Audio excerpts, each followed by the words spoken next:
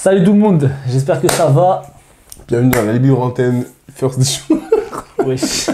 Ah ouais, ça fait du plagiat. Vas-y. Bienvenue dans QLS, bien sûr. Logique. Le seul et unique show qui parle d'Euroleague. Je mens, il y en a au moins Non, il n'y a pas 1000, mais 2 autres. Zepset Media. Gros, est-ce qu'il nous cite? Bref, en tout cas, la bonne nouvelle quand même, c'est que on va avoir une petite interview sympa qui va arriver. On dit pas qui, parce que t'as vu, faut entretenir le suspense. Ouais. Mais voilà, c'est un joueur donc français qui joue en Euroleague et qui joue en équipe de France aussi. Voilà, je n'en dis pas plus. J'aime bien le teasing. Mais fais comme d'habitude. Fais comme d'habitude. Fais un résumé du week-end. Non, gros, laisse ça. Fais un résumé du Laisse week-end. ça. Les abonnés gens- attendent. Les gens ne veulent pas savoir, il n'y a pas d'abonnés de toute façon. Si, fais un résumé du week-end. La semaine dernière, donc, Bondy a tapé Boulogne, Tapé. bien entendu. Tapez, Bien vous avez gagné 3 entendu. points, frère. Bien entendu, comme c'était prévu. Nouvelle semaine, nouveau match. Raconte-nous ce qui s'est passé dans ton week-end. Avec les petits déjà, comment ça s'est passé? Avec les petits, ça s'est bien passé. Vous avez gagné? Non, mais c'est une défaite encourageante. Non, franchement, Pire phrase. non, mais moi je suis désolé, on a joué contre. On est encore une fois, on est dans une division où on mérite pas d'être sportivement. On y est parce que les premiers ils ont pris une pénalité.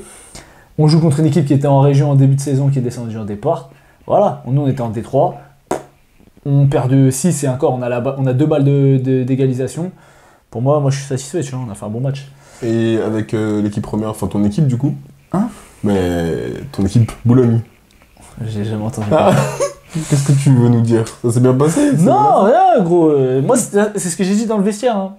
Tu peux pas. J'ai dit, c'est comme ce que je dis à mes petits. Tu peux pas espérer gagner un match si tu fais genre 5 pertes de balles d'affilée sur 5 actions et qu'au final tu dois être à plus de 25 pertes de balles. Tu peux pas espérer gagner un match. Donc voilà, après.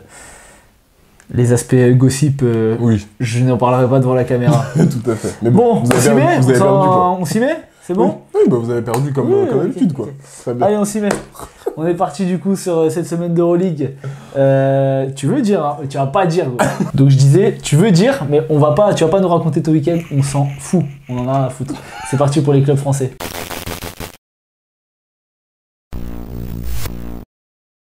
Bon alors, les clubs français, eh ben, c'est rare. Ça, Mais quel pour le souligner, plaisir.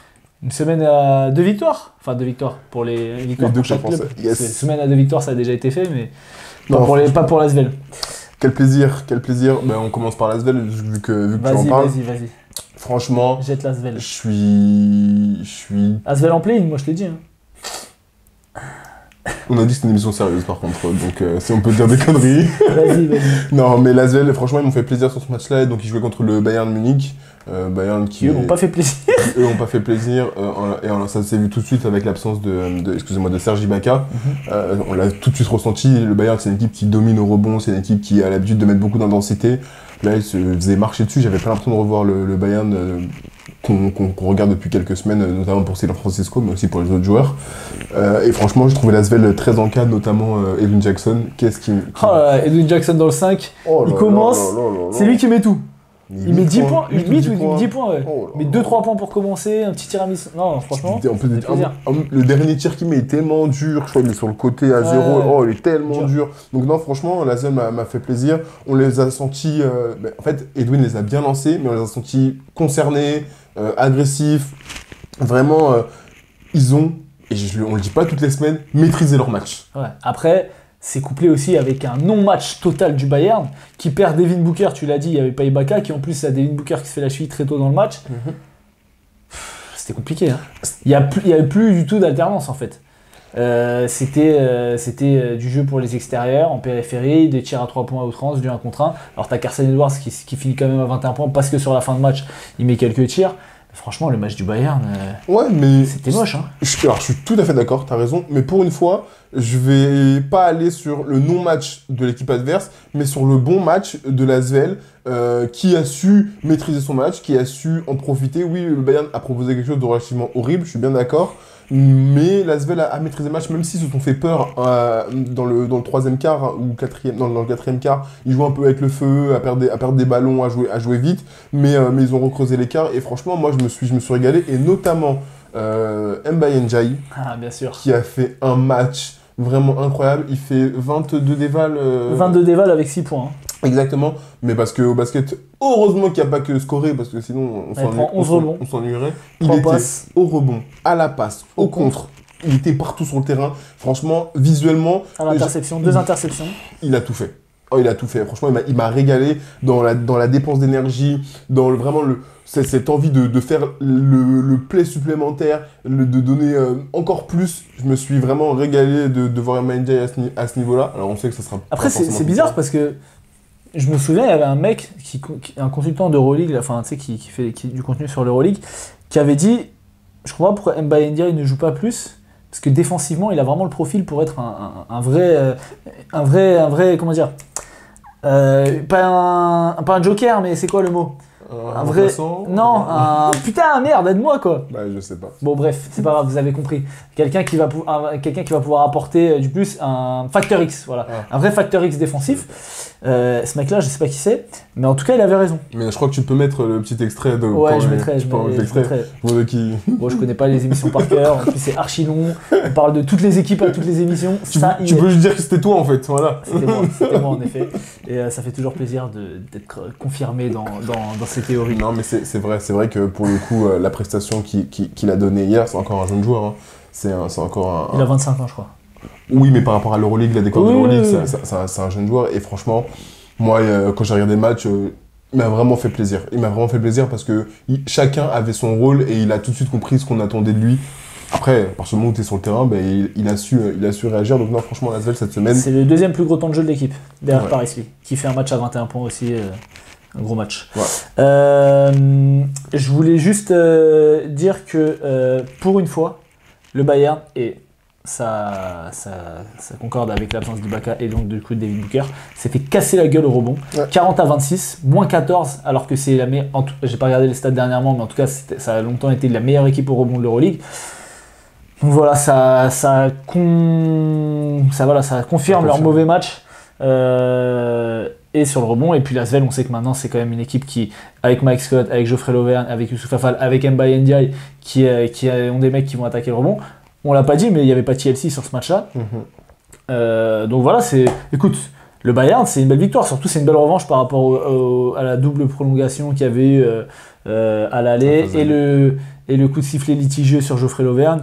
Donc voilà, bravo à l'Asvel, ils sont toujours derniers d'Euroleague, mais bravo à eux. Mais tu sais que moi, quand j'étais dans le 4ème là, ou 3ème, j'ai quand même noté, est-ce que l'Asvel va faire caca culotte? Oui, parce que on en a parlé l'autre jour, tu vois, et je me disais, quand même, à chaque fois. Et là, tu vois... C'est pour ça que j'ai commencé par dire, j'ai aimé le fait qu'ils aient maîtrisé leur match et aussi leur fin de match. Yakov, c'est dur pour lui. Hein. Ah, c'est dur. Sylvain, il a joué, il a fait de la pression défensive et tout. C'était compliqué. Donc voilà. Ok, et ben écoute, passons sur Monaco. Monaco, joué l'Anadolu Efes, gros match. Franchement, avant de commencer, c'était une belle affiche parce que Monaco, ces derniers temps, a montré du très bon, notamment contre le Real, et aussi du très... Comment ? Contre le Real et contre le Barça. Exactement, et parfois du très mauvais, où on est là, on souffle, on est fatigué. Je crois que contre le Partizan, où ils se sont cassés la gueule, Maccabi aussi. De mémoire. Les Fesses, qui est dans une dynamique aussi qui est plutôt, on va dire, bonne, mais assez... et qui récupère son équipe. Et qui récupère des joueurs, exactement, ils récupèrent tous leurs joueurs. Donc c'est un match à prendre pour Monaco pour être dans le top, pour se replacer bien comme il faut. Les Fesses qui est à la lutte pour le play-in, voire peut-être plus, mais en tout cas pour le play-in... Ça pas plus, hein. Mais en tout cas pour le sixième, c'est mort. Hein. En tout cas pour le play-in pour l'instant. Et donc c'est une victoire qu'ils doivent prendre. J'ai pas été déçu, on va dire, sur l'entame du match. Hein. Franchement, les deux équipes se rendent coup pour coup. Je me suis dit, oulala, à pas défendre beaucoup. Hein. Tu vois, ils ont dit la même chose, les commentateurs, au début, parce que Shane Larkin défendait sur Mike James. Oui. Ils ont dit oui, ils vont mettre 40 tous les deux. 2 premières actions de Mike James. 2 interceptions de Shane Larkin. On dirait, tu sais, quand tu joues contre ton pote, vraiment. Genre, tu sais les moves qu'il va faire. Il a pris la balle sur les tirs les 2 fois, que le cuir. C'était... 2 points de côté, 2 points. Non, je crois qu'il a raté la contre-attaque sur le premier. Je crois que sur le premier, il chie sur la contre-attaque et oui, après, le sur l'autre, il y a 2 points. Mais en fait, c'était ça. Et je me suis dit, bon, on va falloir qu'ils défendent parce que sinon, ça va être relativement compliqué. Et finalement, derrière, il y a eu quand même de la défense parce que ça a été un match, j'ai trouvé un match physique avec beaucoup d'intensité. Les Fesses a su a su profiter des pertes de balles de Monaco, qui étaient relativement trop nombreuses, surtout sur le premier et le deuxième quart-temps. Mais par la suite, ils ont vraiment réussi à proposer autre chose. L'Efes a fait un choix qui, moi, me paraît assez intelligent, c'est de trapper Mike James. Ouais. C'est qu'en fait, il voulait faire lâcher la balle à Mike James, il était obligé de lâcher la balle, et on a vu que Monaco a eu un peu plus de mal, parce qu'on sait que c'est leur maître à jouer, mais c'est vrai que Jordan Lloyd, depuis son retour, il leur fait extrêmement du bien. Donc voilà, j'ai aimé ce choix défensif de l'Efes, et en plus de ça, on attendait Shane Larkin, et pourtant on a eu au départ du Derek Willis, qui mettait tout. Genre, j'ai dit, mais attends, c'est Steph Curry là ou Et quoi? du Rodrigue Bobois. Et par la suite, bien sûr, du Rodrigue Bobois, qui est en équipe de France. C'est bon. Il va pas venir. C'est trop d'être Viens fort. sur QLS. C'est aussi. Mais, Il va pas venir, quoi. mais c'est trop d'être fort comme ça. Donc non, franchement, première mi-temps, ultra serré. Le match a été ultra serré. Et comme je disais tout à l'heure, Jordan Lloyd, deuxième mi-temps, j'ai trouvé très très fort. C'est vraiment le rendez-vous des grands garçons, j'appelle ça. Là, quand ça commence à compter, Clyburn, à un moment, on dirait il est dans un trou. Il a eu 2 passages où ça switch sur ma mentalité. Allez, paf, paf. Il a dit, bon, on va arrêter de switcher parce que ça y est. Et dans le 4e quart-temps, c'est le rendez-vous vraiment des grands hommes. Là, c'était le rendez-vous des grands hommes. Shane Larkin, des tirs! Oh là, mais franchement, c'est rare que dans des sports où je regarde et je me dis, non mais c'est incroyable, les crises qu'ils prennent les mecs, des coups de chaud, des tirs durs, des tirs lointains. Franchement, c'est trop d'être fort comme ça. Hey, Shane Larkin, après, mais t'inquiète pas, moi je dis Shane Larkin, ça va se calmer. Rodrigue Bobois, il commence à mettre dedans, je me dis, mais t'as Monaco, ils vont... Après, Mike James, il a répondu un peu. C'est ce que j'allais dire, Monaco, il dit, ah, ils vont perdre. Votre gars Mike James, il a dit, bon. Il fait un petit... Oh là là. Fade-away, là. Tellement. Il aurait pu faire tout ce mois, mais bon. Franchement, c'était un vrai match. Je me suis vraiment régalé sur ce match-là. Ça a été une victoire de Monaco au bout du suspense. Vraiment au bout du suspense. Donc franchement, c'est une belle victoire. Hein. D'autant que... Alors, je vais compléter ce que tu as dit. Alpha Diallo, hyper important pour Monaco. Il a tout fait.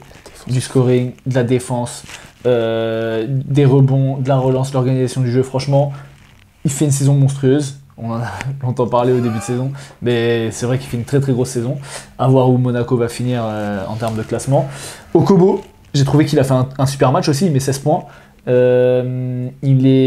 a été très important dans la fin du 3e quart-temps. Oh ouais. Il met 2 paniers, il crée une passe décisive et tout. Donc franchement, ça fait du bien. C'est ça la vraie arme de Monaco. Ce qui a fait qu'ils ont été forts l'année dernière, c'est que tu avais 3 arrières de très très haut niveau avec Mike James, Okobo et Jordan Lloyd. Et voilà, là Strazel est blessé. On a vu 5 minutes de Kemba Walker, on aurait dit un mec de 19 ans quoi, qui venait. Il a pas fait grand chose. On l'a pas dit, mais du coup, Rodrigue Bobois met un tir de fou furieux à la fin. On pensait que c'était pour égaliser, sauf qu'en fait il a le pied sur la ligne et du coup il doit faire faute et Monaco finit le match comme ça. Mais je crois qu'il y avait 78-70. Oui, il y avait 78. Donc Monaco s'en sort bien parce que le tir qu'il met, il est dur. Hein. Et, en plus, il a pas les mensurations de Kevin Durant. Hein. Oh la filoche. Donc voilà, non, c'était vraiment un beau match. Ouais. Ça faisait plaisir. Moi j'ai mis Alpha Diallo MVP parce que je trouve que son impact sur le match a été vraiment hyper important. Même si ça se ressent pas forcément sur les stats. Oui, je suis d'accord avec toi. Franchement, il prend quand même 9 rebonds. Hein. Je suis d'accord avec toi, il fait 11 et 9 de mémoire. Ouais, il fait 11-9, 3 passes, 1 contre, 14 déval. Mais moi, en tout cas sur le match, j'ai vraiment senti que... Et puis il prend 4 rebonds offensifs sur ces 9. Et à un moment, il cale une défense à Will Clyburn là. Ah ouais. il sort bien en face, bien bus, il prend torse, après derrière, il veut tirer, il gifle la balle. Non, c'est trop. C'était fort. Merci ok, et bah écoute, ce serait bien qu'on lui ait une interview Alpha Diallo. En plus, Christian Belize, le prépa physique, je crois qu'il l'a et tout, il m'avait dit ouais je peux le proposer et tout. Il avait dit I'm not an interview guy, but for you I'll do it. Donc après j'ai pas relancé, mais... Peut-être il y a moyen. Hein. Pour les non-bilingues, travailler l'anglais. Ok, c'est bon pour les clubs français. Alors on va juste faire un petit point sur le classement de Monaco parce que l'Asvel, voilà, comme on l'a dit, ils sont derniers. Donc Monaco se retrouve 6ème, à égalité avec le Maccabi Tel Aviv à 13-10, sachant que les 4e et 5e, le Pana et le Fener sont à 14-9, et que les 2e et 3e sont à 15-8. Donc ils sont à 2 matchs de la 2e place. Et en plus de ça, ils ont 2 gros matchs la semaine prochaine. Oui, parce que c'est double journée la semaine prochaine. Double journée. Voilà. Paix à nos âmes. Vraiment, on est fatigué déjà. C'est quoi les matchs? Ils jouent Partizan. Ils reçoivent Partizan. Ok. Et ils reçoivent Fener. Ah putain, je vais devoir regarder les deux, fait chier. Donc ils ont vraiment 2 Enfin, gros non, matchs. ça va. En vrai, parce que de toute façon, je regarde toujours les clubs français, donc autant que ce soit des gros matchs, comme ça les nuls ils se jouent entre eux. Exactement. Et je regarde pas, genre comme Étoile Rouge Berlin, je vais pas regarder. Ok, bah écoute, sur les clubs français, on passe sur le Daily Review. Yep. Allez, c'est parti sur le Daily Review. Du coup, puisqu'on a parlé de Étoile Rouge Berlin. Ah, vas-y, je Vas-y. Toi, t'as regardé le match, non? Ouais, j'ai regardé. Du coup. Gabriele Procida. Depuis le temps qu'on vous le dit. Voilà, il a rebondi.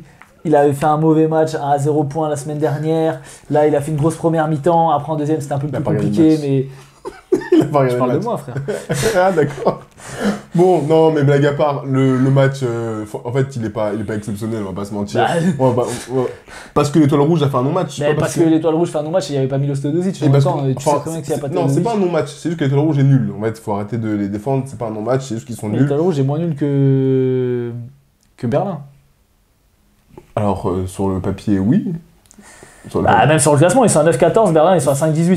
sur le papier, oui, ils sont nuls. Et franchement, c'est une défaite qui leur fait mal. Hein. Bah oui. Parce qu'ils se retrouvaient à 10-13, Oui. le play n'était pas loin. Là, Bah là, oui, ils vous vont inquiétez prendre un pas, peu de on va retard, hein. reparler de l'Étoile Rouge un peu plus tard dans une autre catégorie.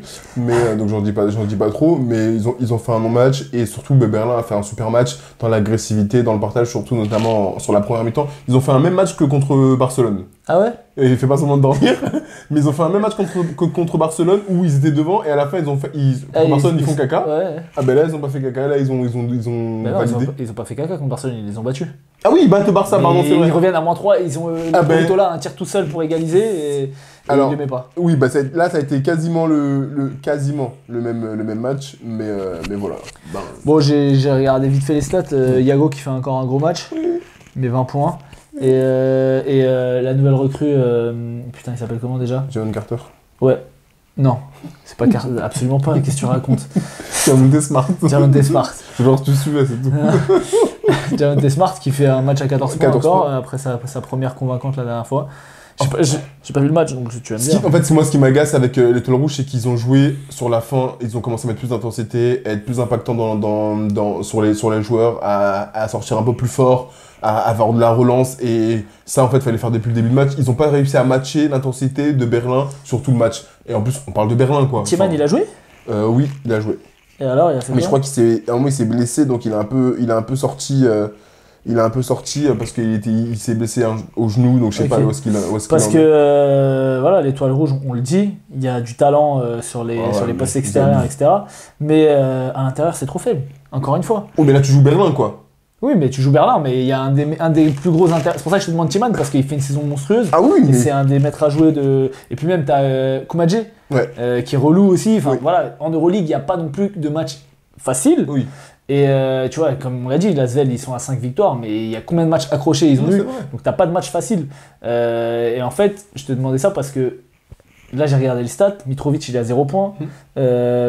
T'as Bolomboy qui met 9 points, mais c'est le seul intérieur qui a un peu scoré. Il mais met rien à à l'intérieur. un moment, ils sont à moins 15 ou moins 17, je sais plus. Ils arrivaient pas à matcher l'intensité de Berlin. Ouais. En fait, ils arrivaient pas à tenir Gabriele Procida. Comment il s'appelle Yanni Wetzel, il leur a fait une musique. Ouais, c'est la meilleure éval de. Il leur a fait une chanson. Alors, c'était terrible. Alors, no offense à Yanni Wetzel, qui est un très bon joueur, mais quand tu as le standing de l'Étoile Rouge, tu es censé être en capacité de pouvoir tenir ça. Ils n'arrivaient à rien. Ils se sont mangés une chanson. Après, c'était Il y a Sterling Thomas Brown. qui a allumé Et aussi. j'allais venir. Et en fait, ils ont joué contre Steph Curry aussi. C'est-à-dire qu'ils leur mettaient des tirs. 5-9. Des tirs de des moments où toi, les tirs qui font mal à la tête. Bah, c'est ce qui s'est passé. Donc, non, franchement, Berlin a fait un super match. Et donc voilà, franchement. Ah oui, belle Tiemann, il a victoire. été catastrophique. Il a joué un quart d'heure. Ouais, mais bon, il fait 0,5 sur son Oui. quart d'heure. Donc voilà. Ok, et bah écoute, tu veux passer sur qui? Vas-y, Ouais. fais-nous une petite blague géographique, là, Non. je sens que t'as envie. Il est fou, lui. Comme on reste en Serbie, du coup, on peut aller aux partisans. T'avais l'opportunité de dire autre chose. Tu vois, surtout que là, il n'y avait pas de Serbie. Ah bah si, il y avait la Serbie. Ah, il est étoile rouge. Bon, vas-y, bref. Du coup, Ouais, Le toi, partisan. toi, la géographie, c'est pas gros, je suis bon. fatigué. frère. Je suis Le fatigué. partisan, il joue contre Kaunas. Est-ce que tu as vu le match? Non. Vas-y, cette émission, elle sert à rien, gros. J'ai vu aucun match. Tu regardes frère. aucun match en fait, c'est ça que t'es en train de nous dire. Non, je regarde. T'es pas un professionnel à J'ai regardé. Très gros match de Zach Ledé. Moi j'ai une question. Ouais. C'est quand que tu fais l'interview, pas du tout, l'analyse de PJ Dozier? J'ai fait la. Comment dire? J'ai fait la capture d'image, j'ai les images et tout. Maintenant, il faut juste que je fasse le D'accord, montage et la voix merci. off. Alors, Ouais, déjà, j'ai fait l'analyse de Teodosic. D'ailleurs, j'ai mis sur YouTube, ça marche bien. Hein. non Les mais vidéos qui marchent le plus. Je Ah le bah, mets sur YouTube maintenant. l'analyse- Fuck Instagram. l'analyse de... Voilà, fuck les réseaux. Mais Mais non, mais... il fait encore un énorme match. non mais fais l'analyse s'il te plaît, parce que là le match de PJ Dozier, c'est franchement, c'est incroyable. Déjà c'est un grand... il est grand. Donc, 23 points, 8 sur 8. C'est pas mal du tout. Non, franchement, il m'a... Le match contre Partizan, on va en parler un petit peu, je me suis régalé. Je me suis régalé parce qu'il y a un bon départ de Kaunas dans l'adresse, dans l'intensité, Ouais. dans leur jeu, comme d'habitude. Ils infligent un 13-3, je me dis... Par Brady Manek, encore une fois. Je me dis, le Partizan, ils ont intérêt. C'est toi. Ouais, j'essaye, gros. Fake it until you make it. Ouais, bah, vraiment. Je me dis, bon, vas-y, peut-être que Ouais, Partizan, j'espère que vous allez vous réveiller parce que là, ça va pas trop. Ils se font voler des balles dans les mains. Ouais, Brady Manek, il a mis 3 points, frère. Et derrière, PJ Dozier, elle a dit, bon, allez, je m'occupe de tout. Il mettait tout. Et voilà les tirs qu'il prend. Des tirs, des step back, des filoches à 2 points. Non, je me suis régalé. Un premier carton de feu. Et c'est lui quasiment qui maintient le Partizan parce que je crois qu'il met 15 points dans le premier carton. Ah ouais. Ouais, bah oui, mais 15 points. Ouais. Super, t'as pas vu le match. Donc voilà. Là où ça change, c'est que dans le deuxième, le Partizan, ils reviennent tout simplement. Ils reviennent, il y a 45-43 à la pause. Donc franchement, ils sont enfin rentrés dans leur compte. Il y a du jeu de transition, il y a de la relance. Enfin, le Partizan se met un peu à défendre. Je me dis, un vrai duel. Et je me dis, Kaunas, ils vont commencer à sombrer parce que du coup, ils sont pas... on sait très bien que quand tu matches l'intensité avec eux et qu'ils ont plus d'adresse, derrière, il y a plus rien. Ah bah pas du tout. Franchement, le match est toujours intéressant. Alors, le Partizan qui est toujours devant, un Kaunas qui essaye comme il peut. C'est vraiment du suspense. En fait, j'avais l'impression de regarder un match de tennis. Je regarde pas trop le tennis, il y a l'Open d'Australie en plus. Allez voir le match de Yannick Sinner, il est incroyable. Ouais, de ouf. Et c'était vraiment un match de tennis. Ah, mais l'humorisme, lourd. Bref, je vais pas... Mon gars, on a de la culture, gros. D'accord, super. Yannick Noah aussi, non? Oui, aussi. Pourquoi tu rigoles, gros? Eh, gros, t'es bizarre, gros. Toi, t'es bizarre, gros. Toi, t'es un mec bizarre. Toi, t'es un mec bizarre, gros. Mais du coup, je finis mon match sur Partizan Kaunas. Victoire du Partizan, vraiment. Parce qu'ils ont pris le lead depuis la mi-temps, ils ont dominé leur match. Franchement, c'était un super match. Kaunas qui a tenté, Mais après, c'est comme d'habitude, on dit avec Kaunas, c'est que dès qu'ils ont moins d'adresse, dès que ça tombe moins dedans, ils sont un peu plus en galère. On n'a pas vu cette semaine comment il s'appelle. Kevin Poulter. Non, pas du tout. Comment il s'appelle? Ça va me venir. Il fait des matchs... Oui, merci. Là, il a pas fait un mauvais match. Il a pas fait un mauvais match, mais il a été moins C'était pas impactant. Shaquille O'Neal, quoi. Ouais, Attends, la raquette du Partizan, elle est relou. il a été moins impactant qu'à l'accoutumée. Il y a Keenan Evans qui fait un super match. Je l'ai pas dit, mais il fait un super match. C'est lui à chaque fois qu'il les relance, qu'il les remet. Ouais, les tirs à 3 points là derrière les écrans, c'était... Ouais, ok, d'accord. Et du coup, C'est faux? Il mettait pas des tirs à 3 points derrière les écrans. Voilà. Mon gars, regarde les matchs. T'as pas regardé le match. Mais donc voilà, victoire du Partizan. Ouais. Ça permet aux Partisans de se replacer un petit peu, en tout cas dans le play-in. Ils sont à 12-11 dans le wagon là, avec dont on discutait. Et oui, il y a un wagon de 4 équipes. Exactement. Et donc la semaine prochaine, on l'a dit, ils jouent Monaco, à Monaco, à Gaston Médecin, la culture, et Virtus Bologne. Ok, Aussi. bah écoute. Deux gros matchs pour eux aussi la semaine Deux prochaine. gros matchs. Juste un petit truc que t'as pas dit, même si tu prétends regarder les matchs. Retour d'Alexa Abramovic.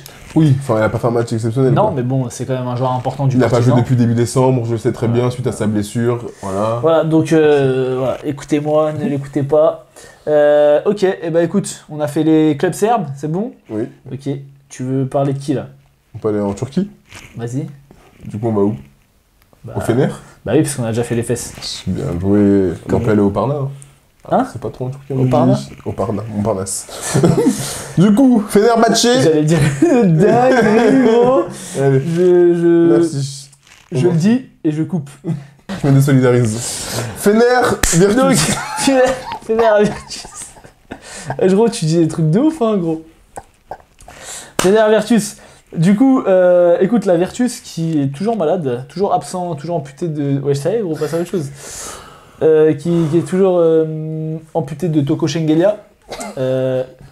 Gros, ça y est, frère. Du coup, c'est toujours compliqué offensivement pour eux. ils ont beaucoup de mal à jouer en attaque. Ils ont beaucoup moins de fixation à l'intérieur. C'était quand même un rouage hyper essentiel de leur jeu. Et du coup, le Fener, qui a une belle raquette aussi, ils ont appuyé là où ça fait mal. Et bizarrement, il y a un certain mec, quand il fait pas... Bon, il a quand même fait 4 fautes au final, 5 fautes. mais quand il fait pas de fautes au début, il bousille. Ah, C'est un premier carton, il met 14 ou 16 dans le premier carton. 14. Donc on parle de Jonathan Motley, qui finit à 23 points, 11 rebonds, 29 dévals. Il a détruit.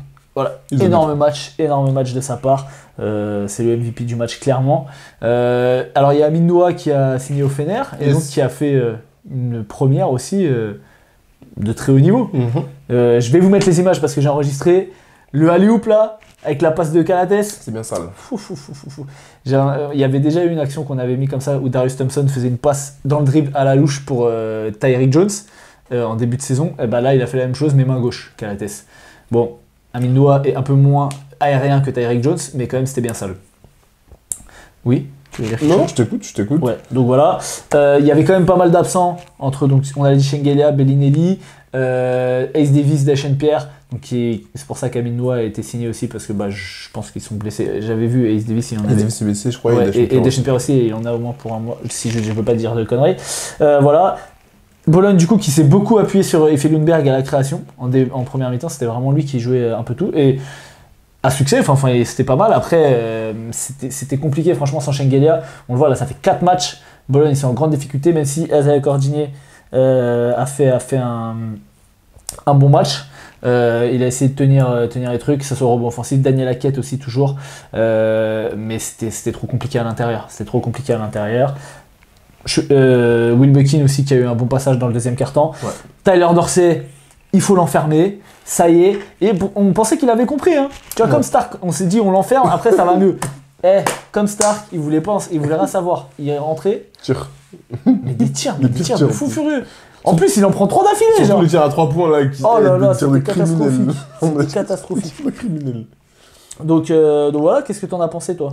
Je suis d'accord. Le Fener a été stratégique. Ils ont très bien ciblé les lacunes et les manques de la Virtus, là, donc à l'intérieur, malgré la signature de Ante Zizic, qui date depuis 2 semaines, si je dis pas de bêtises. Mais le Fener a été plus fort. Jonathan Motley a fait un très bon match, et comme tu l'as très justement dit, Scottie Wilbekin a été au relais de Jonathan Motley quand il est sorti. Globalement, match maîtrisé par le Fener. Donc voilà, Bologne ne reviendra jamais. Bologne sont en difficulté en ce moment. Et ça se ressent, c'est la 2e défaite, si je dis pas de bêtises. Ils ont perdu aussi la semaine dernière. Ils ont perdu... Contre Barça, non ? Ouais, je sais plus. En tout cas, ils avaient fait une semaine à 0-2. Je crois après, ils ont gagné un match. Non, ils ont gagné contre l'Asvel la semaine dernière. C'était chaud. Ils ont gagné contre l'Asvel. Et avant, ils étaient à 0-2. Donc, ils sont à 3 défaites sur les 4 derniers matchs. Donc oui, ils avaient perdu contre les Fesses et ils ont gagné contre l'Asvel la semaine dernière. Donc voilà, ils sont un peu dans un creux en ce moment, mais aussi par le fait de leur manque de joueurs. Du coup, Bologne, qui est une équipe qui est à 81 points de moyenne. Et sur les 4 derniers matchs, vas-y, dis-moi les stats. Contre Fener, ils mettent 75. Contre l'Asvel, ils mettent 73. Contre les Fesses, ils mettent 75. Contre Maccabi, ils mettent 78. Voilà. Sachant que, du coup, la moyenne à 81, c'est maintenant. Donc, il devait être autour des 85, je pense. Et donc là, on voit, sans Shengelia, ils ont vraiment beaucoup de mal à dérouler leur jeu d'attaque. Et même s'ils ont des forts défenseurs et qu'avec de la relance et tout, et du jeu rapide, ils arrivent à rester dans les matchs. Je sais pas pour combien de temps il en a encore Shengelia, mais il faut qu'ils reviennent vite. Alors, ils arrivent à se maintenir, mais en fait, avant, il y avait vraiment les 3 premiers qui étaient un peu séparés du reste. Là, derrière, ça toque à la porte. On l'a dit, les 4e et 5e, ils sont à 1 match, et les 6e et 7e, ils sont à 2 matchs. Donc, faut faire attention. C'est bon, on a fini sur ce match-là. Oui. Et du coup, on peut parler aussi du Barça, qui a joué Milan, et match que je n'ai pas regardé aussi. Non, mais désolé, cette semaine, voilà, j'avais d'autres trucs à faire, mais j'ai regardé le résumé. C'est une grosse contre-performance du Barça de perdre contre Milan. Même si j'ai vu que Shevon Shields avait fait un super match. Qu'est-ce que t'en as pensé de ce match-là ? Ça n'explique pas tout. Ça n'explique pas tout parce que Shevon Shields fait un très bon match. Déjà, à un moment, Vesely touche pas la balle, comme d'habitude, et c'est pas normal. On va pas le dire encore et encore, mais quand il touche la balle, il se passe que des bonnes choses. Au bout d'un moment, ça commence à le trouver un petit peu. Et on a vu que le Barça réussissait à revenir. surtout en deuxième mi-temps en fait. La première mi-temps, elle est. Ah, mais Vesely, il a fait son match, hein. Oui, mais oui. Ah oui, bah oui, j'avais pas vu qu'il avait mis 28 points. Oui. À 10 sur 14 au tir. Mais le problème en fait, il est où? C'est que c'est la première mi-temps qui leur fait trop mal au Barça. Gomez, il n'y a rien pour lui. Hein. Moins 17 encore de plus. Oui, mais parce qu'il est pas bon. Et la première mi-temps du Barça, elle est catastrophique. Elle est scandaleuse. Milan mène 47-28 à la mi-temps. Ah oui. 47-28 à la mi-temps. C'est n'importe quoi. Alors, juste parce qu'il y a un truc la semaine dernière que j'ai voulu dire et j'ai oublié de le dire. Tu sais, j'ai commencé mon analyse du Barça en disant oui, il y a un joueur qui a fait une très bonne rentrée aussi, et après on est passé à autre chose. Parce que Roques Ekubatis, la semaine dernière, il a fait un très bon match. Il avait été très bon. Et donc là, cette semaine, je regarde, je vois il a fait 6 passes, bon, on connaît les 6 passes, il y avait Abrines ou pas? Non, il n'a pas joué. Il n'y a pas Abrines, ok. Donc comment il a été là, sur ce match-là? Parce que sur le dernier match, il a été très bon. Il n'a pas fait un mauvais match encore une fois, sincèrement.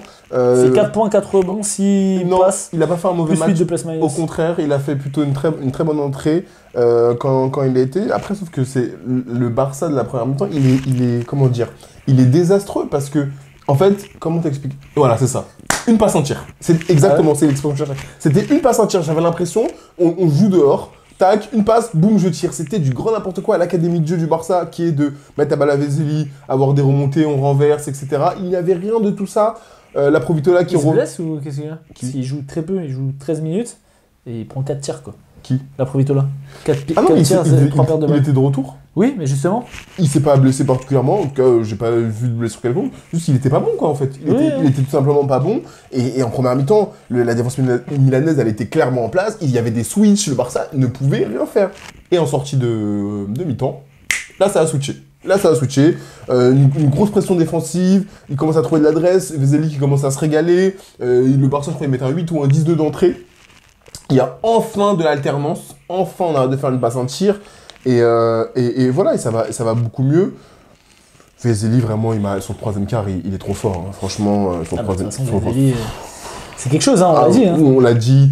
Il est vraiment. Alors, vieux, franchement, on peut le mettre dans les discussions de MVP hein, pour la saison qu'il fait. Je sais pas si je le mettrais si haut parce qu'il y a tellement des joueurs qui sont dans cette discussion. Mais gros, son équipe, elle est troisième. Mais oui. Il a un pourcentage au tir. C'est clair. Et puis, il met pas que des dunks. Hein. Non, c'est clair. À chaque fois, il a des plus-minus de fou furieux. Franchement, moi je trouve que c'est très costaud. Après c'est vrai qu'il y a des joueurs qui font des saisons de fou furieux. C'est ça en fait. Mais il pèse sur l'équipe du Barça, clairement. Là, sur la fin de match, lui et Jabari Parker, c'est vraiment eux qui ramènent un peu le Barça encore une fois. Mais malheureusement, l'écart est trop important. Du coup, c'est le victoire de Milan 74-70. La première mi-temps leur fait trop mal. Et c'est une vraie contre-performance de la part du Barça quand tu veux être dans le wagon de tête, de perdre contre Milan, qui va beaucoup mieux hein, depuis quelques semaines, mais quand même, c'est comme la contre-performance de l'Étoile Rouge face à Berlin. Quoi. Tu vois, Vesely, il est premier au PIA de l'Euroleague. Donc, Ah non, mais oui, de toute façon, c'est pas un... Il fait une saison quand même. Ah oui, mais tu peux clairement te dire, est-ce que je le mets dans un top 5 ou pas? Oui, franchement, sincèrement. Ah bah, il y a tellement de gros pivots après en Euroleague, c'est compliqué, mais... Mais dans un top 5, potentiellement, tu peux te dire, qui sont les... Voilà, il y a 63% au tir. Hein. Et en plus, il met ses tirs à distance. C'est pas des tirs toujours faciles. Les tirs à 4-5 mètres, là, c'est létal. Hein. Mais ok, bon, voilà. Bon, pour le Barça, du coup, qui reste à la 3ème place parce que Bologne, on l'a dit, perd aussi. Enfin, qui reste à la 2ème place parce que Bologne perd aussi, mais du coup, qui voit le Pana et le Fener se rapprocher à un match. Le Real toujours loin devant. Bah, tiens, le Real, parlons-en. Qui joue l'Olympiakos. Oui, j'en parle tout de suite. Petit de la semaine prochaine pour donner le calendrier. Le Barça joue la Virtus la semaine prochaine, donc match entre le 2e et le 3e. Et après, il joue l'Étoile Rouge. Tu vois, c'est un match entre le 2e et le 3e, mais je suis tellement pas hypé. Bah, beaucoup moins. Parce que, genre, déjà, il n'y a pas Schengelia. La Virtus, en ce moment, c'est malade. Comme tu dis, le Barça, c'est pauvre. Ils viennent de perdre contre Milan. Tu sais, tu dis, ah ouais, la fiche de ouf, au final... Beaucoup moins de hype comparé à ce qu'on a pu voir. Olympiakos. Alors, d'entrée, pas de Mustapha Fall, pas de Multinov. C'est Nikilashvili, bêtement. Voilà. Vraiment bêtement. Et donc, mais vas-y. et donc, du coup, à ton avis, l'Olympiakos se font détruire où, à ton avis? Dans la raquette. Eh ben, dans la raquette, bien sûr, parce que, en fait, le premier quart-temps est une boucherie. 30-13 dans le premier D'ailleurs, j'ai quart. pas fini le match parce que bon, c'était pas très intéressant. Après, c'est beaucoup mieux par la suite, mais 30-13 dans le premier quart-temps. Et en fait, le Real, équipe extrêmement intelligente, ils jouent sur leurs forces déjà, mais ils jouent là aussi sur les faiblesses de l'adversaire. Ah ben, ça se ressent, on disait la dernière fois, qui a la meilleure raquette entre l'Olympiakos et le Real quand ils sont tous au complet. Ah bah oui, bah là, quand il y a personne, la question ne se pose pas. Du coup, tu retires 2 top pivots Euroleague d'une équipe, que sont Memchinov et Mustafa Fall, ah bah ça se ressent direct, et dans le jeu de l'Olympiakos, et tout simplement dans l'absence de joueurs, ils se sont fait détruire. Ils se sont fait détruire dans la raquette. Dans le deuxième, c'est un match où l'Olympiakos a pas trop d'adresse au départ, donc il y a vraiment rien pour eux, et le Real déroule, mais le Real... Tu vois, au final, en rebond, ils se font pas tant taper que ça, hein, 39-36. Oui, au rebond, ils sont pas tout avec ça, mais c'est sur les points inscrits. Mais après, comme tu l'as très justement dit la semaine dernière ou la semaine d'avant, en disant le Real est moins dominant, roule moins que ce qu'on a pu voir depuis quelques Sur semaines. le premier quart-temps, on a retrouvé le Real. C'est ça. Et derrière, l'Olympiakos a augmenté son niveau. Et tu vois, franchement, ils ont petit à petit, ils sont revenus. Avec de l'adresse à 3 points. Avec de l'adresse à 3 De points. Papa Nicolas, de Alec Peters. Exactement. Parce que de toute façon, ils n'avaient pas d'intérieur pour C'est ça. jouer à l'intérieur. Moi, j'aimerais quand même revenir sur le match de Campazzo. Qui fait encore n'importe quoi. Non, pas du tout. Qui fait un énorme premier quart-temps, 16 dévals. Et après Après, il fait un gros match quand même. Il a 12 points, 6 rebonds, 9 passes. Combien de pertes de balles? 5 pertes de balles. Merci. Ça fait beaucoup. Voilà. Ça fait beaucoup. Moi, je regarde les matchs, parce que toi, t'as pas vu. En fait, Si j'ai vu le match. T'as pas tout regardé, menteur. Mais là, Si, j'ai tout regardé. Parce qu'en fait, j'ai avancé pour voir si genre, il y allait avoir plus 40 et je kill.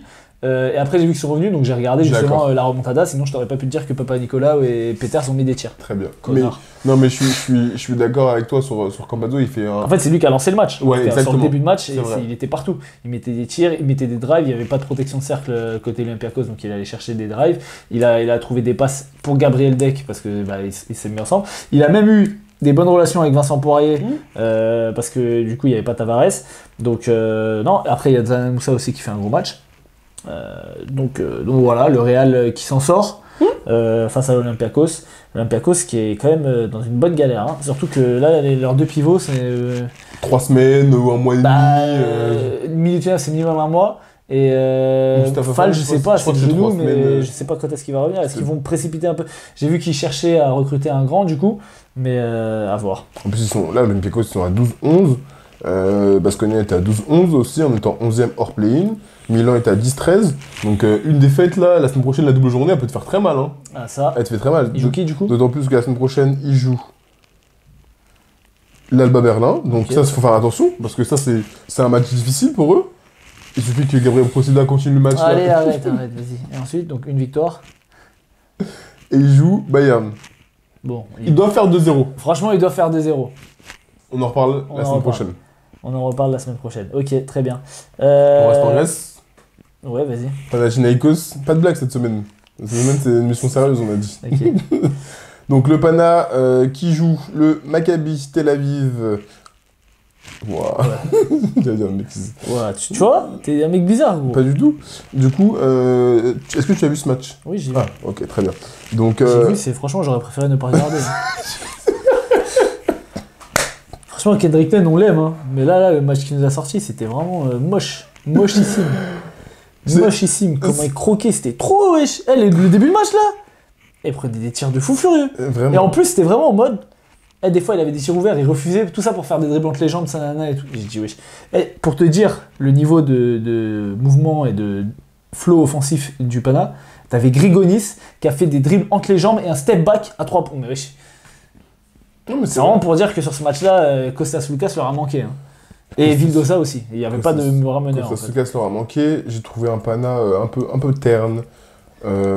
Moi j'étais. Après ça défendait. Pour une fois, le Maccabi défendait très bien les 1 contre 1. Ils ont très bien défendu et c'est un match qui finalement a été relativement, on va dire, intense. Hein. Le 90-75 je le trouve très dur. Il s'est plutôt fait sur la fin parce qu'il y a eu un peu. 90-75 c'est 15 points, hein. C'est pas non plus. Non mais 15 points, pour moi tu vois, c'est un match entre 4 et 6 points et à la base il y a eu 15 à la fin parce qu'ils prennent des tirs dans la tête. Mais c'est surtout les scores, les points marqués en fin de match quoi. Mais franchement. Bon match du Maccabi, hein. Bon match du Maccabi, bon match de Wade Baldwin, ça faisait très longtemps. Gros match de Wade Baldwin. Ça faisait très longtemps qu'on n'avait pas vu à ce niveau-là. Il met 22 points, donc il fait 33 de... Les vols. Ouais, des balles, exactement. Donc non, franchement, ça fait du bien de le voir à ce niveau-là, parce que l'année dernière, il a été très très bon, et là, depuis quelques semaines, le Maccabi, franchement, ils ont fait un match plutôt sérieux. Wade Baldwin a fait un bon match, ça faisait très longtemps qu'il n'a pas fait un match comme ça, et il fait 22 points. Ça, tu l'as déjà dit, gros. Ça y est. 33 des balles. Bon, le Maccabi, il se là-dessus, retrouve à égalité avec Monaco à 13-10. C'est bon, c'est ça que je voulais dire. Josh Nibo qui a fait un super match, c'est ça que je voulais dire. Josh Nibo qui fait un gros match et vraiment son implication et son intensité. D'ailleurs, ça a été mon MVP du match. Voilà. Il fait 14-12, 24 de plus-minus. Moi, je l'ai pas mis MVP du match parce que quand même, Wade Baldwin, pour moi, était vraiment dominant. T'as pas regardé le match? J'ai regardé le match. Et en ferait le vrai MVP du match, c'est quand même Tamir Blatt. Parce que putain, qu'est-ce qu'il a retis, lui, c'est vraiment une folie. Hein. Bon, merci le Panathinaikos encore une fois. En fait, tu sais, l'Euroleague, c'est archi serré, mais en même temps, t'as des équipes, d'une journée à l'autre, t'as l'impression que c'est le jour et la nuit, quoi. Après, tout le temps des blessés, des trucs et tout, mais bon. C'est la beauté de l'Euroleague. Je sais pas pourquoi j'ai dit ça comme ça. Il nous reste donc Baskonie à Valence, que j'ai regardé tout à l'heure en prenant le tram. T'as tout fini? Pour rentrer. Ouais, j'ai tout fini. Oh, quelle purge! Mais toi, t'aimes pas regarder Valence. Hein. Ah, mais c'est. Quelle toi, t'aimes pas le beau basket. Hein. Non, quelle purge! Bah, le purge, c'est oui, de regarder Vitoria sur ce match-là. Ah ouais, quelle purge! Vitoria qui met que 62 points. Mais Valence, moi, ils me font kiffer. Hein. Non, mais j'ai pas dit que Valence a fait un mauvais match. Mais loin de là! Mais quelle purge! Oh là là, franchement, j'ai regardé hier en rentrant de mon match hier soir. On veut pas savoir, gros! Pourquoi tu nous racontes ta vie? On ne veut pas savoir. Mais non, mais j'ai regardé le match et franchement, en fait, début match, Vitoria. Je viens de dire Vitoria. Baskonia, vraiment, ils arrivent à rien. Ils arrivent à rien. Il n'y a rien pour eux. Marcus Howard, c'est Marcus Howard qu'on n'aime pas. Là où il tire dans tous les sens, il fait n'importe quoi. Il veut que tirer. Il n'y a rien qui rentre, mais on lui pardonne parce qu'on sait qu'il est capable de mettre. Mais on va quand même donner le pourcentage à 3 points sur le match. Bien sûr, tu peux, vas-y. De Baskonia. 5 sur 31. Ah non, mais 16% à 3 points. Ah, quand tu sais qu'il se repose beaucoup sur Howard, Marinkovic et même Moneke, il fait d'autres choses, mais Howard et Marinkovic qui se reposent beaucoup sur ça. Costello aussi. Non, mais de toute façon, ça fait vite mal. Il y avait rien pour eux. Il y avait rien pour eux. Non, il n'y avait pas rien pour eux. Il y avait rien pour eux. Non, je suis pas d'accord. Il y a Jordan Theodore, nouvelle signature. Gros, il fait un super match. C'est faux?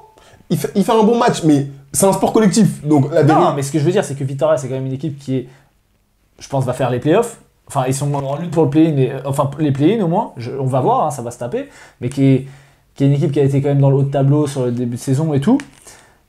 Il y avait un gros problème de backup meneur derrière Cody Miller-McIntyre, ils avaient Magnon, ils avaient Kyoza, ça marchait pas. Là, sur la première sortie de Theodore, il fait un très bon match. Oui. Après, Vitoria collectivement a été catastrophique, mais c'est quand même le point positif, je trouve, à retirer de ce match-là, c'est que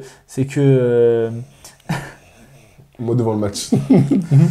Non, le bon positif, je suis d'accord qu'il a fait une très bonne entrée et on verra à l'avenir si ça se confirme d'avoir ce backup-là derrière Cody Miller. Mais franchement, le match c'était une purge. Valence de l'autre côté nous régale, hein. Brandon Davis régale, franchement, waouh. Je me délecte de le voir jouer. Chris Jones toujours à la baguette. C'est Mio Ojeleyi qui apporte des points. Valence c'est bien, ça vient de partout. Exactement, ça franchement. J'ai mis la relation intérieur-intérieur, quel miel. Ah vraiment. Davis et Inglis, ils se trouvent très bien. Il y a une action, tac, petite passe. La petite passe là, c'était trop sexy. Passe. Oh là là, c'était trop sexy, mais en fait... Et encore, Pangos, il est nul à chier. Hein. Vraiment.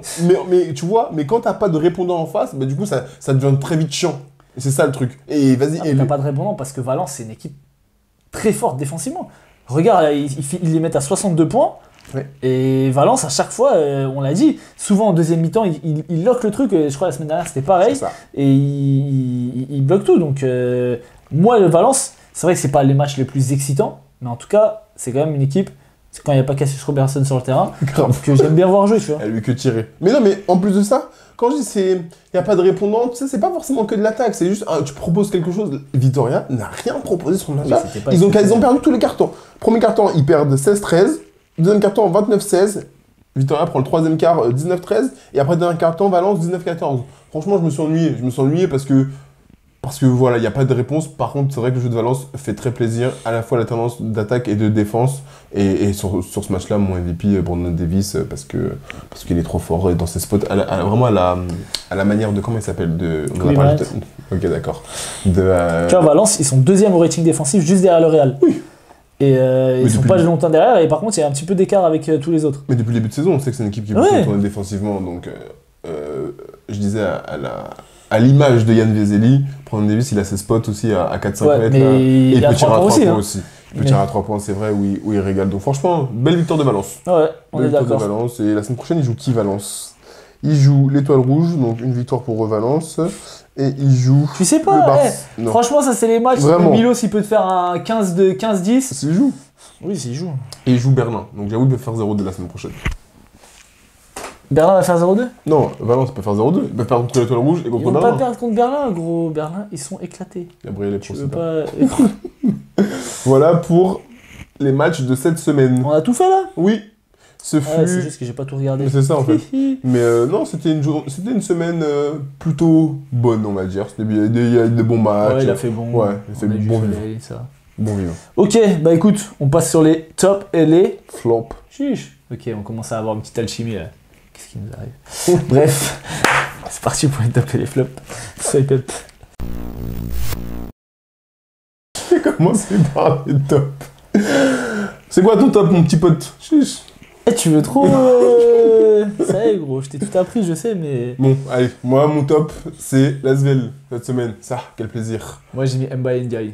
Oui, je suis d'accord. Enfin, oui, ça fait partie de la Mais mais oui, j'ai mis Mba c'est Ndiaye vrai. parce que franchement, c'est un joueur qui a eu très peu joué sur la saison. Mm. Et là, il a été facteur X. Merci Mhm. de m'avoir aidé à trouver ce mot. On l'a déjà dit, hein, donc on va pas non plus Non, s'étendre c'est là-dessus, mais c'est vrai que c'est un joueur, s'il a cet impact défensif, s'il arrive à avoir cet impact défensif, et je pense qu'il peut l'avoir de manière plus ou moins régulière, et qu'en plus de ça, il arrive à apporter, tu vois, pas forcément dans le tir, mais dans du jeu de coupe, dans de l'agressivité au rebond offensif, remonté et tout, c'est un joueur qui peut faire du bien à beaucoup d'équipes. Parce que c'est un profil que pas beaucoup d'équipes ont en Euroleague, et voilà, long, athlétique, pas mal. Moi, j'ai adoré son match. Mais bon, Je suis la d'accord. ça me va aussi, hein. Il Oui. tape le Bayern. Ah, clairement, ils prennent une victoire avec un match maîtrisé, comme on l'a dit tout à l'heure.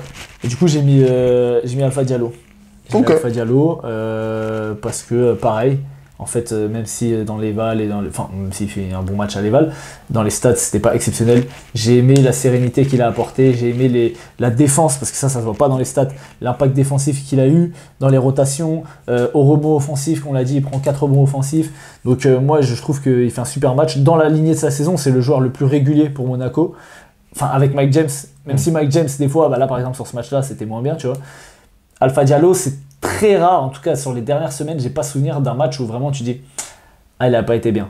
Il fait toujours un service minimum dans la défense, le rebond. En plus, il a une super adresse cette saison à 3 points. Donc voilà, hein, Alpha d'accord. Diallo dans mon top. Je suis d'accord avec tout ce que tu dis. En parlant de choses qui ne se voient pas forcément dans les stats, j'ai mis l'intensité de Berlin. Parce que Ouais, non, de ouf. parce que c'est une équipe. Alors, j'ai pas regardé le match, excuse-moi, je te coupe, mais j'ai pas regardé le match. Les peu de matchs de Berlin que j'ai regardé, c'est une équipe qui joue beaucoup l'interception et qui joue du jeu rapide sur ça. C'est ça. Ce qui s'est passé. C'est ce qui s'est passé. Mais c'est une équipe qui est très intense. Alors, c'est une équipe bas tableau, on blague à part. On sait que c'est une équipe bas tableau qui ne joue rien cette saison. Mais c'est une équipe qui peuvent toujours faire des coups, qui n'acceptent pas de perdre de 30 ou de 40 et d'abandonner les matchs. Ils essaient toujours de proposer quelque chose, d'être toujours dans du jeu en mouvement, de défendre fort. Alors après, bien sûr, ils tombent sur des équipes et avec qui sont meilleures et on voit tout de suite leurs lacunes. Mais là, mon top, c'est vraiment l'intensité qu'ils peuvent mettre sur ce match-là. Et là, ça leur a permis de prendre une victoire contre l'Étoile Rouge. Donc voilà. Ok, très bien. Moi, c'est bon pour mes tops. Ouais, moi aussi. On passe sur les flops. Yes. Vas-y, beau gosse. Donc, Qu'est-ce qui nous arrive? ça fait 2 fois. Je suis pas dans ça. C'est pour l'amadouer pour qu'il laisse mon chien le mordre. Du coup, en flop, j'ai l'Étoile Rouge. On en a parlé déjà il y a quelques semaines, on en a parlé là sur cette saison-là. Franchement, moi, en fait, ce qui m'énerve, c'est à la tu vois, par exemple, on parlait de Berlin juste avant. Ils ont des joueurs. Alors oui, hein, il y a des choses qui fonctionnent pas. Il y a, comment il s'appelle, Shabazz Napier qui est parti. Ouais, oui. Non, mais au vu de la saison qu'ils faisaient, c'est très bien Oui, qu'ils voilà. partent. Mais ce que je veux dire, c'est qu'il y a des joueurs, des noms qui sont passés, qui sont partis. Ils font pas le service minimum. L'Étoile Rouge ne fait pas le service minimum. Ça veut dire que tu peux perdre des matchs, mais tu peux pas perdre contre Berlin quand tu es à la lutte pour le play-in. Et le service minimum, ils ne le font pas. Oui. À chaque fois, ils attendent d'être menés de 15, de dire ah, on peut commencer à jouer et d'essayer de Sauf contre les revenir. partisans. Sauf contre les partisans, ils ont. Milos a dit non, on va voir. Et moi, ça me gonfle parce que tu dois faire le service minimum. Le basket, oui, il y a les qualités techniques, il y a combien de tirs on peut mettre, il y a la capacité à se projeter, à jouer la transition, d'accord, super, génial. Mais il y a l'intensité, les efforts défensifs, l'envie. Et ça, il y a trop de fois, ils arrivent les mains dans les poches. Et là, contre Berlin, ils sont arrivés les mains dans les poches. Mais du coup, tu considères que... En fait, moi, je les mets pas dans mes flops parce que j'en attends rien, tu vois. Moi non plus. Si Berlin perd... Bon, l'Asvel, on regardait beaucoup de matchs, donc souvent on les a mis dans les flops parce que c'était la physionomie du match qui nous les faisait mettre dans les flops. Mais tu vois, l'étoile rouge, moi, j'y croyais pas pour le play-in. J'ai toujours dit... C'est vrai, je comprends. Enfin, toujours dit, sauf pendant la preview. Mais c'est vrai que je me souviens dans la preview, je me souviens de cette phrase que tu avais dit. Ah, je suis hypé par le poste 1-5, oui, Teodosic, Mike Tobey. Tobey. Avec le recul, je me dis, mais pourquoi à ce moment-là, je t'ai pas insulté? Mais non, mais parce que j'étais vraiment hypé. Mais je te dis pas qu'ils allaient jouer forcément que sur Mike, mais je suis hypé. Je me dis, mais ils ont des choses à faire. C'est un mec qui peut s'écarter. Avec Bolomboy, c'est un mec qui va pouvoir se trouver.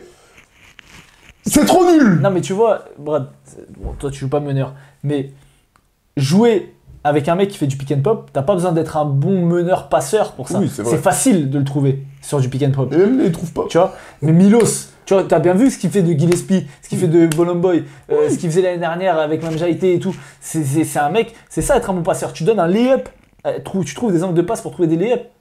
Je suis désolé, Mike Tobey, en vrai de vrai, c'est un mec, il est là que pour tirer à 3 points. Mais après, il peut le mettre, hein, il met rien en plus. Non, mais il y a des matchs, il a mis.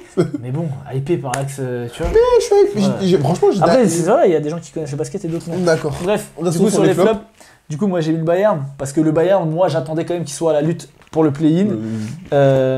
Mais le fait est que sans Ibaka, c'est quand même compliqué. Isaac Bonga, autant il a fait une grosse Coupe du Monde, il avait fait un bon début de saison. Là, franchement, il est méconnaissable. Ouais, c'est un bon gars, mais sans plus, quoi. À la semaine prochaine. Non, celle-là, elle est bien, celle-là, elle est bien, je te check. Elle est bien.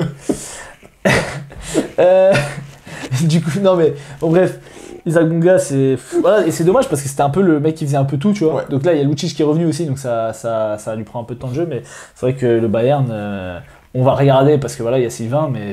C'est pas... Moi, c'est ce que je t'ai dit. En début de saison, j'ai dit... Oui, mais quand il y avait Ibaka, le Bayern, c'était... Moi, je trouve que c'était une équipe qui était intéressante. T'avais quand même des champions du monde, t'avais Hobbs, t'avais Bonga qui faisait un bon début de saison. C'était une équipe qui avait résisté sur des grosses équipes, qui avait pris des matchs aussi. Je les voyais plus à la lutte pour le play-in, qui était plus complet et équilibré à mes yeux que l'Étoile Rouge, en tout cas. Enfin bref. Oui, mais après, voilà, moi je les ai mis dans mes flops. J'entendais pas moins. J'ai justifié. Non, parce que du coup, j'ai justifié pourquoi je les ai mis dans les flops par rapport à l'Étoile Rouge. Mais du coup, je les ai mis dans mes flops parce que le match qu'ils ont fait, c'était catastrophique, c'était dramatique. Alors, je sais pas pour combien de temps on aura Devin Booker. Ibaka, il fait des allers-retours à l'infirmerie, mais il va falloir rien du tout. Hein. De toute façon, leur saison, je pense qu'elle est quasi terminée. Hein. Ils sont pas loin non plus, mais ils sont quand même un peu loin. Ils sont à 8-15. Oui. Donc, bon. Ça va être compliqué, et on l'a dit, ils jouent contre Valence... combien 9-14. 9-14 Ils sont à ouais, comme l'Étoile Rouge. À combien à 3 matchs 3 matchs. Ouais, moi j'y crois pas. J'y crois pas, surtout sans Ibaka et Devin Booker, ça va être compliqué. T'as mis d'autres flops, j'imagine? J'ai mis le Barça. J'ai mis le Barça parce que... Bah moi j'ai mis aussi, mais j'ai mis les poursuivants du Real. Ouais, Barça, Bologne aussi. J'ai mis Bologne aussi après. Je suis d'accord avec toi sur les poursuivants du Real. Franchement, c'est... Cette semaine, ce qu'ils ont fait, c'est pas du niveau de leur standing. Cette semaine, mais sur les 2-3 dernières semaines. Hein. Je suis d'accord. Parce que le Barça, autant ils ont fait des bonnes perfs face à certaines équipes, mais bon, ils se sont fait désosser par Monaco. Là, ils perdent contre... Encore Monaco, allez, pourquoi pas, mais bon, il y a la manière. Là, ils perdent contre Milan. La Provitola, un coup c'est un MVP, un coup il est nul à chier. Yann Vezeli, on dirait qu'ils veulent pas comprendre que ça doit être le socle pour gagner des matchs. Enfin bref, ouais, le Barça c'est compliqué. Enfin, je te laisse dire ce que tu veux dire, même si je pense que c'est la même chose que moi. C'est ça, de toute façon, tu peux pas dire autre chose. Hein. Non, mais je suis d'accord. Après, moi, en fait, ce qui est inquiétant, c'est que je vais juste vérifier une information. Là, sur la prénate, donc. Non, c'est pas ça que je veux regarder. Je regardais une information. Tu voulais regarder quel âge il a? Il a 34 ans, Yann Vezeli. Bah, il a pas encore 34 ans. Il a 33 ans. Il a 33 ans. Il est pas si vieux. Hein. Non, il est pas si vieux. Mais comment dire ça? Tu te bases sur Yann Vezeli qui a 33 ans. Le problème du Barça, il est aussi là, peut-être. C'est un très bon joueur. Hein. Schengelia, il a quel âge? Campazzo il a 32, enfin bon le Real c'est autre chose. Mais Schengelia il a au moins 33-34, à l'effet c'est pareil. Il a 32, mais c'est peut-être là le problème. Pourquoi je dis ça? Ça veut pas dire qu'à 32 ans tu peux plus jouer au basket. Mike James il a quel âge? Il y a peu de grosses stars Euroleague, en tout cas qui me viennent comme ça en tête, qui sont à 27-28 ans. Sauf que quand tu me parles de Monaco, il n'y a pas que Mike James. Ils ont d'autres joueurs très forts à côté. Le Barça aussi normalement. Désolé, t'as Jabari Parker, t'as Willy Hernan Gomez, t'as Nicolas Laprovitola, t'as censé avoir Thomas Satoransky. Oui, mais les mecs, j'ai l'impression qu'ils. T'as Brizuela, t'as Abrines qui joue pas depuis un moment. Non mais c'est des. Attends. Brizuela. C'est là, il a fait des bons matchs. Là, il a pas été bon sur ce match-là, mais il a fait des bons matchs. Je suis désolé, le Barça, tu peux pas dire non plus qu'il y a que Yann Vezeli. Ah non, mais j'ai pas dit ça. J'ai dit tu t'appuies sur Yann Vezeli qui a 33 ans. Mais pour moi, mais je parle surtout les autres, qu'est-ce qu'ils foutent? C'est surtout ça en fait. Pour moi, c'est Nicolas Laprovitola qui a visé sur ça. Bah si, parce que c'est lui le créateur, c'est lui qui joue le pick and pop avec. Parce que quand t'as un pick and roll, enfin c'est un short roll en général qui fait Laprovitola et Vezeli, bah t'es obligé de faire un choix. Et Vezeli, si tu le laisses tout seul, il va te mettre les tirs à une efficacité diabolique. Et Laprovitola, si tu le laisses tout seul, il va mettre les tirs. Et en plus, il est capable d'aller finir, etc. Sauf que là, quand t'as Laprovitola à 0,4 au tir, 3 pertes de balles, je suis désolé, bah en fait, tu défends. C'est beaucoup plus facile de fermer Vezeli. Encore, j'ai pas vu le match, mais Vezeli fait encore un énorme match. C'est plus facile à défendre. Il y a moins d'aide défensive parce que tu dis, ah bah vas-y, Laprovitola, on s'en fout. Et derrière, c'est pas pareil quand c'est Jokubaitis qui est sur le terrain parce que c'est pas un danger à 3 points, même s'il a d'autres qualités. Brizuela est quand même moins dans la distribution et un moins bon passeur que Laprovitola. Satoransky, mais le problème, il pourrait trouver Vezeli aussi. Oh, mais le problème, il est là. Sato, il fait une saison. Waouh! On a mal. Il a été comment là sur le match? Il a fait 6 points en 28 minutes. Il fait 6 rebonds, et, 3 assists et 3 pertes de balles. Donc voilà, mais en fait, c'est même pas tant les points, c'est l'impact que tu as, c'est la qualité de gérer le rythme. Franchement, le Barça, ils sont dans les flops parce que depuis quelques semaines, ils sont sur un courant là qui n'est pas très rassurant pour les playoffs. J'en suis pas à me dire ils vont faire les play-in, hein, mais il faut faire attention parce que ça arrive très vite, ça peut klaxonner très vite sur eux. Mais franchement, là, depuis quelques semaines, je me dis, quand tu arrives en playoff, tu vas te baser sur quoi? Ça va être des défenses qui sont plus resserrées, ça va jouer plus dur. Donc, Yann Vezeli, ok, il fera ce qu'il a à faire, mais du coup, si t'as pas 2 autres ou 3 autres joueurs qui step up, Jabari Parker qui fait un bon match, et je le dis à la fin aussi, qui ramène le Barça, si t'as pas d'autres joueurs sur lesquels t'es appuyé, ça va être compliqué. Ah oui, ça va être compliqué après. Ça va être compliqué. Et pareil pour Bologne. Bologne, j'aime beaucoup, et on l'a dit depuis le début de saison, il nous régale dans le jeu avec Toko, etc. Mais là, dès que Toko il est pas là, t'es en galère. Donc ça veut dire, imaginons, je dis une bêtise, hein, en playoff, tu dois gagner 3 matchs, on te verrouille Toko, qu'est-ce que tu fais? Tu peux plus jouer?